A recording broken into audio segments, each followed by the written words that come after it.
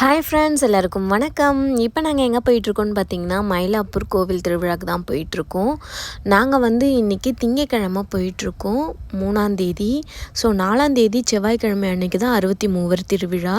நாங்கள் சரி அன்றைக்கி போனோன்னா சாமியை பார்க்க முடியாது, ரொம்ப ரஷ்ஷாக இருக்குன்றதுனால முன்னாடியே போயிட்டு எனக்கு பிரதோஷம் வேறு. ஸோ நல்லா சாமியை நிம்மதியாக சாமி கும்பிட்டு கோவிலை சுற்றிட்டு அங்கெல்லாம் நல்லா செம்ம வெயில். ஸோ போய் ஒரு நிழலான இடத்துல உட்காந்துக்கிட்டோம். சரியான கூட்டம் தான் அன்றைக்குமே.